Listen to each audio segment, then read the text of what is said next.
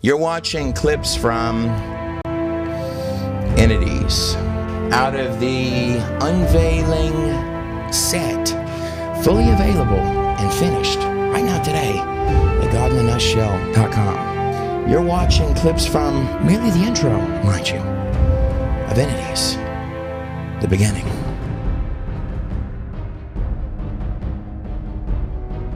What do you say we just dive straight in to the Lord of the Rings style? Genesis 6:4. The Nephilim were on the earth in those days. That is, of course, a reference to the pre-flood world. As you probably tell, I came out of hardcore gangbanging and stuff like that, out of the mob life, before I got saved. Yes, because I have inherited demons from my family in France. They were in masonries. You know masonries? Yes, sir. Mason. And also after that, meaning the world which came directly following the flood. Did you? He saw demons. I saw the pit. And demons. It says, I will return to my house, which means the body, from which I came. So clearly they're remnants of older culture that had some kind of sophisticated technology, but they won't recognize that in general. And I saw the little demons next to me that I used to think were aliens, but they're demons. So these creatures, and you saw these things physically manifest. Yes. That's what they were beckoning to step back in at the Tower of Babel, or the gate of their God. When the sons of God, Beneha Elohim, went in to the daughters of men and bore children by them. Even the archaeologists here that I've talked to admit that they have no idea where they came from. They simply appeared, developed a sophisticated civilization, and then were wiped out by a regional culture that moved in on them. But they are the largest skulls in the world, the most complicated ones, and academics, as far as I know, have no clue where they came from. So there was an old woman, she was a little bit, she had mental issues, and she was sort of walking around the cemetery, and then around the cemetery, suddenly she found this very strange creature alive. Yeah, the creature was alive. So she took it home. Okay, so, and the eye sockets on these, they seem larger. Look at that, they're significantly larger than the other one. And whenever you're looking at an alien image, or the bodies that these things may be speculatively trying to recreate, the eyes are large. This strange little guy here in the physician's hands was found over here in the Atacama Desert in Chile. And this little slimy character, zoomed in on right here, found in the same areas as the elongated skulls surrounding the blood sacrificial, literal megalithic towers to the serpent. He likes branding his name on stuff from here to Timbuktu, but also looks strikingly similar, if not nearly identical. This little dude here being held in Ripley's hand from Ripley's Believe It or Not. And this little thing here, which Ripley called Otta Boy for the Atacama Desert, is found in the same area as this thing here. I gotta be straight with you, I'd be really uncomfortable if I saw this thing run across the hallway in a dark room, or saw it in some kind of a science aquarium beating on the glass saying, let me out, let me in. That would make me pretty uncomfortable to see this dude alive with a little dagger in his mouth. I can say with absolute certainty that it is not a monkey, which basically leaves us with a very strange conundrum, right? Here you've got this 6-inch tall, let's call it human, right? Because the DNA says that so far it's human, at least the way that we're looking at it. But they did a medical examination, and they found out that the bones were fully formed. It certainly wasn't a baby. It certainly wasn't a premature baby of any shape or form. So the anatomy was quite different, and they ascertained, or they supposed, or came to the conclusion that the bones were fully formed. It lived to the age of 6 to 8. Obviously, it was breathing, it was eating, it was metabolizing, and it wasn't living in an environment where there was a lot of advanced medical attention that was given to it to allow it to live to that age. And that was a grown thing, whatever it is. I mean, it wasn't an animal, it wasn't human, so that thing was grown, fully grown. That's a conclusion they came to. Now, if we rewind all the way backwards to the beginning in the garden, God had given Adam everything. But then, the moment when something changed, the Bible goes out of its way to describe to you exactly what occurred. There were 3 parts to this that are all going to correspond with the parts of the human construct. It says that when Eve perceived the fruit on the tree that the serpent was offering, The guru that I was following had serpent images all over the ashram. it was attractive to the eyes, temptation of the flesh, that it was good to make one wise. Serpents would actually be in that place and sleep with him in the bed and be all around in that area. And he would just say that this energy here is so great that it attracts the good energy of the serpent. Number 2, a temptation of the intellect. And number 3, the really big one. Do you have some background with witchcraft and the demonic, and you have an understanding of these things deeper than most, probably? Can you share a little of that with me? Dimensional come-all be-all trick. Ye shall be as gods. Serpent force, and it's commonly known to be dormant in the base of the spine, and then when it moves its way up like a serpent through you. I've seen a lot of it when I was in Africa, but there it was just straightforward. People knew what they were letting themselves in for, or they knew it wasn't aliens, but... It supposedly creates enlightenment, the third eye is opened. Okay. And so that's why in Hinduism, originally, that's why people wear the dot right in this area. I had the third eye open, and then I got to black magic, which means to hurt people and to kill people at a distance. They knew they were dealing with people from the other side, or entities from the other side, not people, entities from the other side. Houston, we have a problem, something that has broken through all 3 fail-safes and appears to be disguised to make entrance as a being of light, slithering its way in the downward spiral right into you and I's reality. And they encounter, something which looks like aliens, but really what they're doing is they're entering into the spiritual world, and they're meeting demonic entities. And it appears that what they're trying to do is they're trying to learn how to build their own bodies, because if they go into a human body, then they run the risk of meeting someone like me who's going to send them to the pit of hell. I think this is the part where you may want to buckle your seatbelts. This ride goes upside down a lot. He was living with the woman for about 3 weeks, and she's feeding this thing. What were they feeding it? Sweets, like boiled sweets or caramelized sweets. Straight in. Look at the size on the back of the head of this thing here from the Morton collection. The biological madhouse. The same were the mighty men that were of old. And sweet cheese. So that was only the 2 things she was feeding the thing.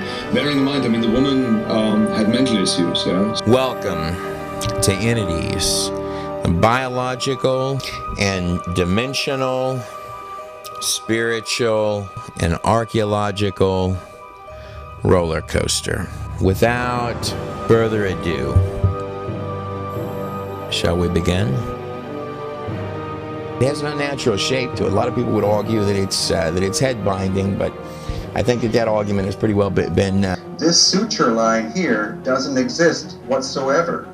spelled at this point. Well, here's the thing with the head binding is you would have parietal plates here, and you would have a seam going over this here, which they don't. You know, I've shown these skulls to a number of doctors, foreign doctors and Peruvian doctors and nurses. Where my finger is, there's some kind of like the hearing area would be, but it's totally unique. On the other side, if you turn it over here, it's exactly the same. It's as though that's where its hearing apparatus was, whatever it had, bone structures or whatever, but there's nothing there. It's not like us where we have ear canals. It's completely different.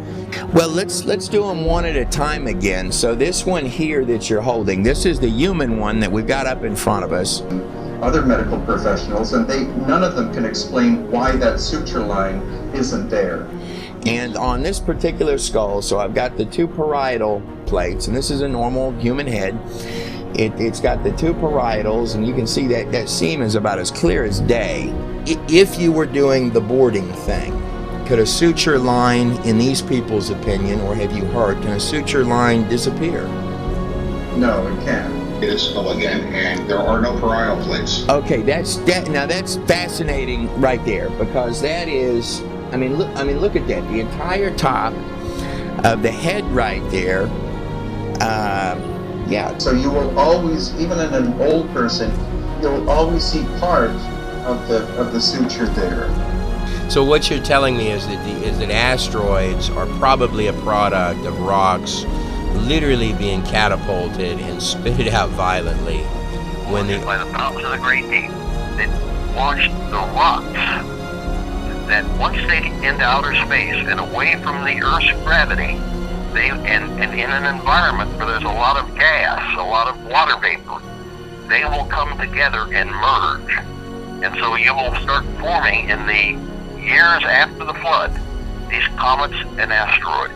There's clearly there's something genetically different about this creature's head that you're holding in your hand, but it's a humanoid head.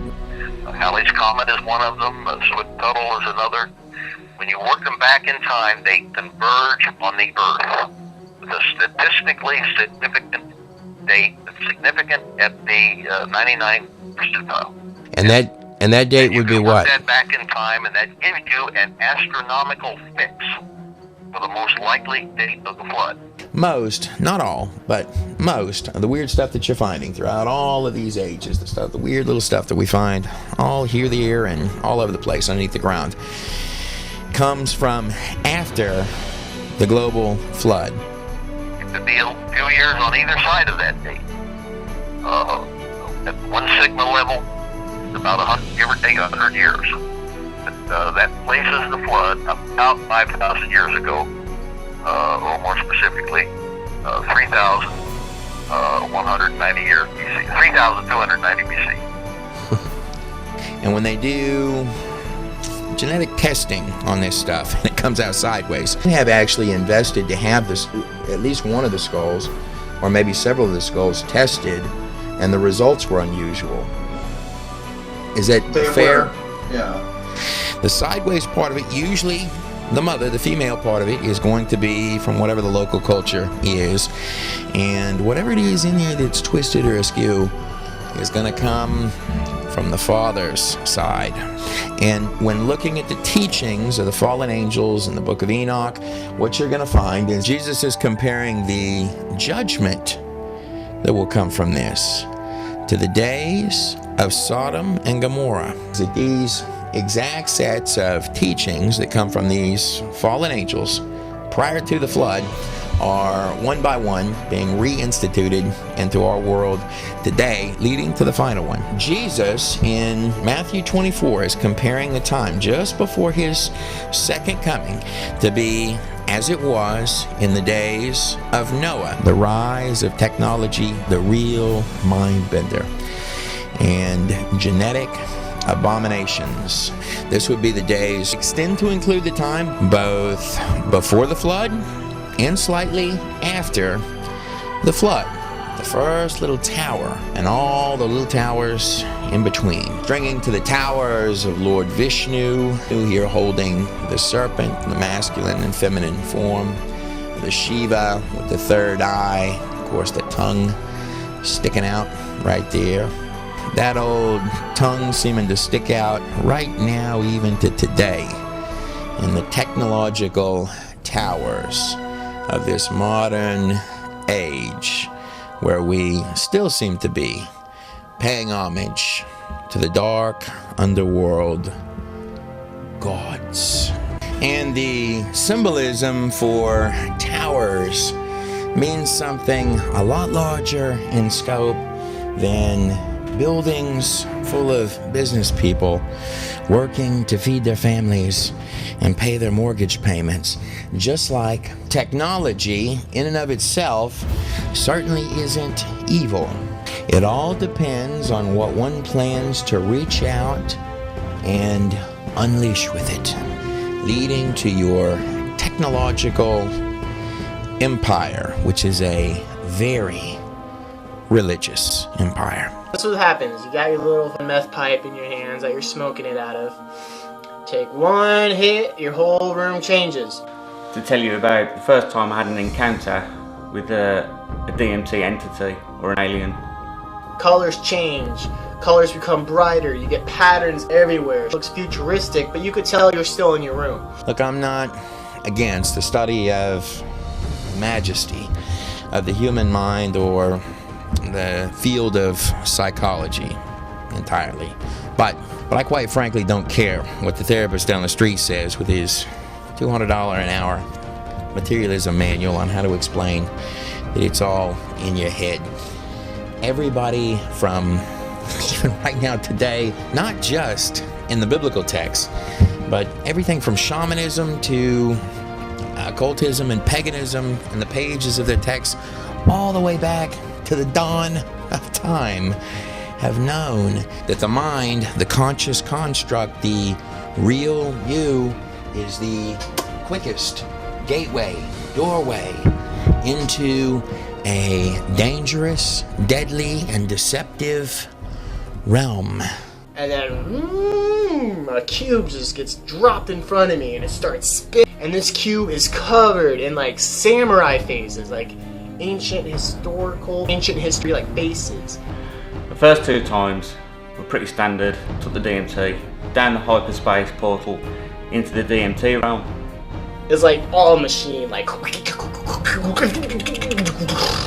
and on these arms, these like little lever things, these are what are called the machine elves, as everyone talks about, I'm pretty sure. But this time it happened different. Took about 70 milligrams of DMT. Lay down on the sofa, shut my eyes, but didn't go down the portal into the DMT realm. Your physical material body, this earthen vessel, which you get to decide what you're going to fill it with, this machine, this biological spacesuit, is what you are operating in this construct of this material world, which you're running loose in. One of these. You are consciously controlling the entire machine. You are a spiritual being operating in a biological spacesuit. And these two eyes right here, you don't see with these eyes are majestic cameras. They are apparatus on the machine. They are collecting the data, just passing through the optic nerve guy in here, getting translated by the majesty, most amazing computer on earth, and then consciously getting translated into images in the mind. I felt the physical effects of the DMT coming on, but I remained in the living room, and even though my eyes shut, I could see the living room. In short, when you're opening the mind's eye up here, you were never seeing with your eyes to begin with. They were just collecting data in the material world. The information coming in was being seen by your consciousness. When you are taking in the pharmakia, the ancient witchcraft, They go into other realms. Perfectly, exactly how it was. This humanoid alien creature, probably about 6 foot tall, and it was just standing in the middle of the room. There was like 5 of them looking at me. And it had a big elongated head. And these are the skulls of the spirits, the so-called souls that are roaming the earth without bodies, haunting people. They're haunting the houses. This is what their skull looks like. When your bedroom becomes the bedroom plus some other place, and then those 2 dimensions turn into 2 separate places, the other dimension you are looking at is real. And it looks like they were trying to do this. They're trying to do like, ooh, we're scary, ooh. They're trying to like spook me. It was like glitching. It's like moving around like this, and it sort of starts staring at me. Scary version number 1 is the DMT, the ayahuasca, the pineal gland, the third eye begins to open, combined with the vision of the flesh, and the 2 worlds seem as one, that the thing standing in the room, the thing's now becoming visible with the eyes, were there in the house the entire time. We've now got this 6 foot tall, grotesque alien living with us. I just thought, what happens if it doesn't go, it decides to stay? And it's all telepathy or whatever. It talks to you. I know it sounds crazy. And the basic things it was saying, these 2 Jekyll creatures that were spinning around with their hats tied together, they were saying... So it was corkscrewing up in there, you say, like the dual twisted serpents of the Kundalini. Now notice the common imagery here, where you've got one side, you got the human side, and then you've got the thing controlling the human side. There's also the symbolism that you're going to see in your rock stars, your movie stars, sometimes, not all of them. And note this for the record, Satan doesn't own the symbolism here any more than he actually owns the goat. Doesn't own anything. He's got a short temporary lease. He likes to use stuff that God's made. The dark side operating through the flesh. Of course, the serpent has wiggled his way up to the mind from which he is peering out into our world and created another network resource out of the person. Here's, of course, a common drawing of the chakras awakening all the way up to the top to become part of that universal consciousness that is trying to plug in there. And by the way, when you hear the folks, they get on stage and they say, something else takes over. What a surprise. Right down here, you see in the common imagery, you see the up from abyss, the abuso, the dark place, the place of chaos coming up through the earth. Notice the earth is over the sex organ. That's where it wants to be birthed forth into, wiggling its way all the way up the spine, where the eye is going to look out, always the eye looking forth into the natural world. And of course, from its perspective, its point of view, the thing coming up from chaos, it has budded from the darkness into a flower on top. That's why the symbolism of the ancient Egyptians, of course, was a lotus flower coming forth from chaos, or after the flood, the abuso, and birthing forth. Symbolism on all of this stuff is so redundant. It's all there right in front of you. But the man said it was 2 things swinging around like they were corkscrewing up in there. I wonder what they were trying to screw inside of, or perhaps who they were trying to corkscrew inside of. And these things look like jackals. Jackals like what? Maybe jackals like this, like Anubis, the god of the dead. The Egyptians, they saw Anubis all the time. There's Pharaoh right there. Of course, he's peering into the other realm through the eye of Horus, or the eye of Ra. We're peering forth from the third eye up here into the other realm. There's Anubis and there's the god Horus. In fact, while we're running our empire, we're getting advice from these gods. They're running the Pharaoh. That's what God King means. Not only is he there for the visualizations, but apparently when the body fails and you're not connected to it by Wi-Fi and going for road trips out there floating loose into the other side for a minute, when that body fails, apparently, at least from the Egyptians' point of view, all over their walls, Anubis is still standing there when the world that you've walked into, whether it's an after-death experience or it's one of these visualizations of the DMT realm, the other realm, that it becomes more real than real, the super HD, almost like this place isn't quite as real as that futuristic place of amazement. Well, apparently, from their point of view, Anubis is still waiting to take you by the hand and lead one into serpent world. And at that point, it really gets ugly. Scary version number 2, the shining serpent sitting there looking for something to wiggle and twist up into, sitting on the Greek pillar, because the word demon, of course, means wisdom. We tend to indicate that the thing standing there was not only there the whole time, but it was waiting for you. You look like a number 7 standing up, had arms and legs.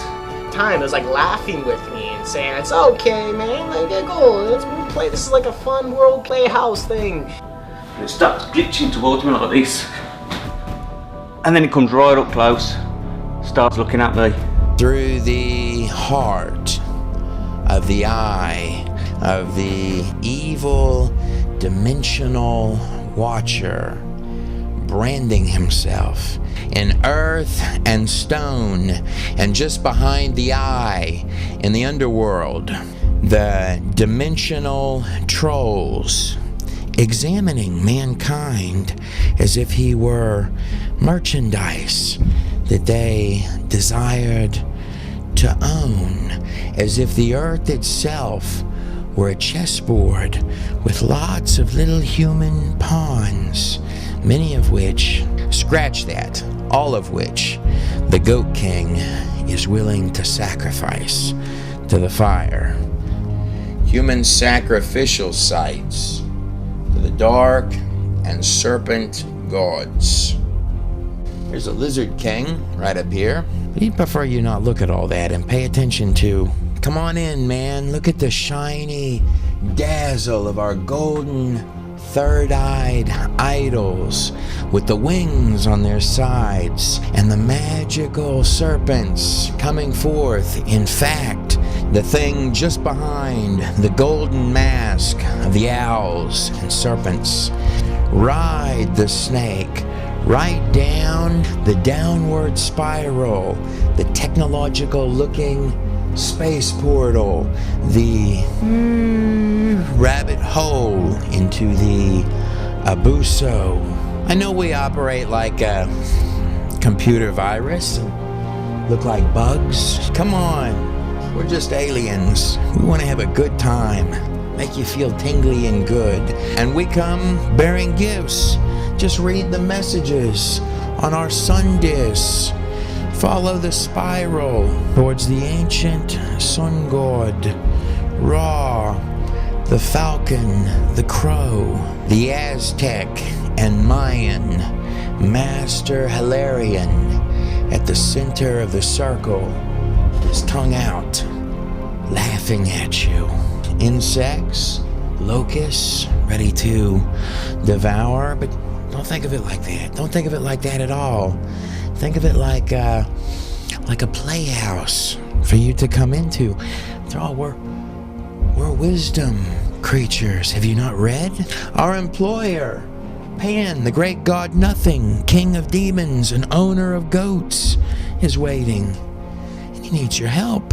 Have you not read our books of wisdom accompanied with our idols? Who do you think comes bearing you these great gifts? We're the builders behind the scenes of your technological towers. I mean, after all, we've been the true face behind the mask of all your empires, from the pyramids of Egypt to the towering temples of South America, still stained with the blood of men, all the way to the pockets of cannibalistic tribes in the Amazonian outback, where they'll still carry you away, kill you, and eat you. Maybe not necessarily even in that particular order.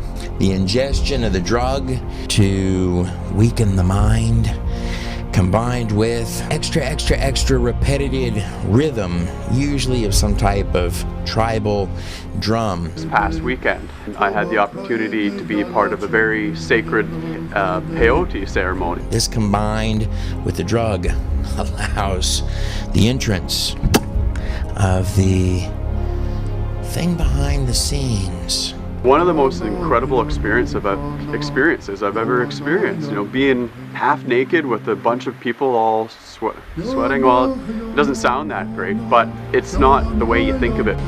Arriba, arriba.